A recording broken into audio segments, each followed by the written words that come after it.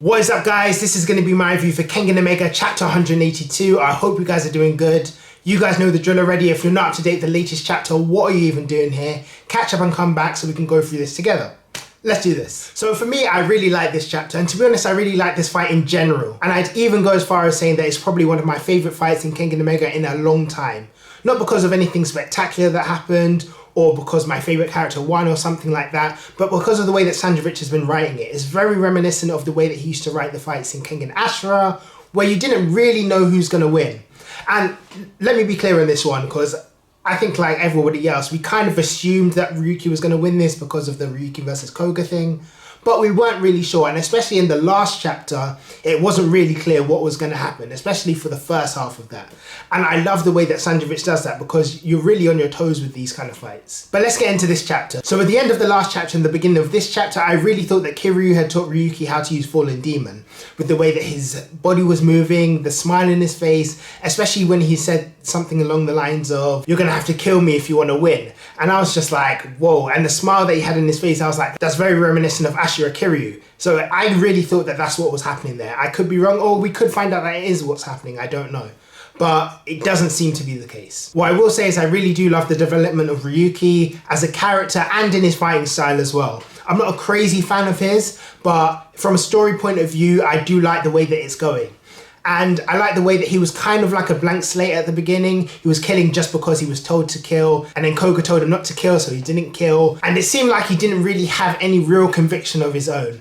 And I guess to an extent, we could say that he may still be in that same place in terms of himself and Kiryu, and Kiryu's kind of guiding him in a way. But for me, it does seem like he's more developed as a person, and he is kind of going through this way because he wants to, more than because someone's kind of tricking him or persuading him in that sense. For example, he used to just kill the worm, blah, blah, blah, or he used to just kill because it was second nature. Now he's killing because he feels like it's the only way that he can access his full power. Like when he was fighting in the Kengan matches previously and he wasn't killing, eventually people were starting to catch on to his moves, get used to them, and it wasn't really that effective until he met Kiryu, started using Blink in correlation with his techniques and the Koei style in correlation with the Gao style, and the rest was history.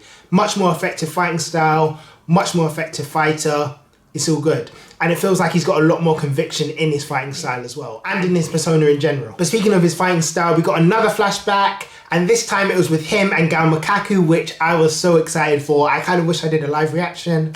But yeah, it was really cool to see, and it was good to flesh out the development between their relationship as well. Because it does kind of seem like, while I guess Gao probably liked Ryuki, their relationship wasn't as loving as maybe we thought it may have been. Like the usual grandfather-grandson relationship. And that makes sense, because Gao Makaku's a warrior. He was training warriors. He trained all of those Nikos so that they could survive in the inside and that they could take over and unite the inside. So he was probably training Ryuki to do something similar as well. And he kind of probably more views Ryuki as a soldier more than his grandson. And we see that he's putting him through a test where he ties him up or chains him up, and he leaves him there for days on end to try and see how he will get out of it and how he will survive. Which is the main point, I feel anyway, about Gao Makaku's fighting styles. With the Gao style, with the Nico style, it's mainly about survival. It's also about assassination with the Gao style, but the main thing is about surviving by any means necessary. I did do videos on these, but they got taken down, so is what it is. We see that Ryuki's been kept there for about 10 days, seemingly without any food or water, and Gao Makaku assumes that he's dead, so he kind of lets his guard down, which allows Ryuki to get the upper hand and kind of get the nail to Gao Makaku's neck. So he passes his exam. From what I understand as well, he actually had to break his foot to get out of the chain to get the needle, and then every so often, I'm assuming when Gao Makaku would go back to the house, he'd get a little bit of water so he could survive a bit longer. He was playing kind of a long game until he could get Gao Makaku to drop his guard, which was cool. And Gao Makaku seems very pleased, so I am still kind of wondering where Gao Makaku is. Is he dead, or is he somewhere else? Is he still in the inside? I guess we'll find out. But with these teachings of basically survival by any means necessary, we do see that pretty much Ryuki uses this in his fight with Adam. And it's kind of a thing where you take as many L's as you need to get that W. And we see that in this fight because Adam's beating the hell out of Ryuki, if we're being honest. And we expected this. Like, Adam was already a skilled fighter. He wasn't greatly skilled like the Kengan fighters, but he had a lot of potential, and he had his crazy strength and striking power and stuff like that.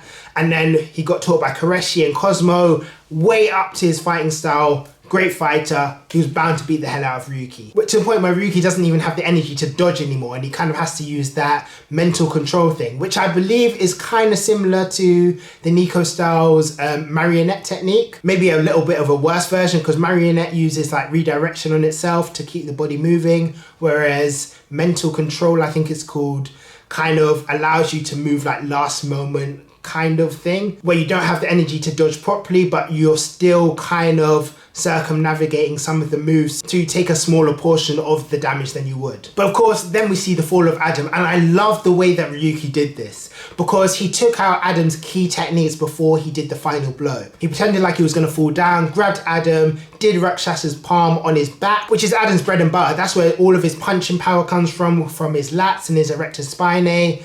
He literally just took that apart by doing the spin, meaning that Adam wasn't able to use his punching power to his full effect, which is a great way to do it, because if he's not punching him as hard as he would have, it gives Ryuki a little bit more time. Then Ryuki flicks blood in Adam's eyes, takes out his eyesight, which of course we see that Adam was using to kind of use his anti-zone technique, where he was able to combat Ryuki's fast moves and surprise attacks. Because he's no longer able to do that, it gave Ryuki time to do his crippling technique and take him out of the game. It is a shame, but very well executed. I did like seeing the reactions from everyone. Like Kiryu was like, yes, my plan has come to fruition, my disciple, blah, blah, blah. That was so funny. I did feel for Cosmo, because that's his training buddy. We didn't really see a reaction from Koreshi at the end. Obviously, we saw it from a fighting standpoint, where he was commenting on Ryuki, saying that it was a kamikaze attack that he was doing, but it paid off, I guess. Yamashita's one was interesting, because it seemed like Yamashita kind of expected this, which is why he had the medical team on standby, ready to rush out, because he expected Ryuki to try and kill Adam.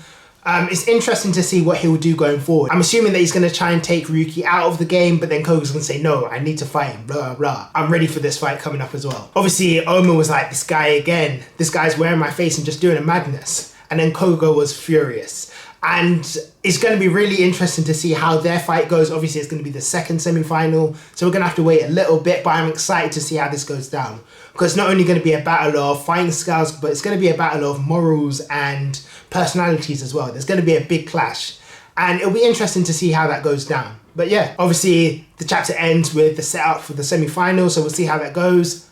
That's it for my review. Let me know what you guys thought. Thanks for watching as always, and until next time, I'm out.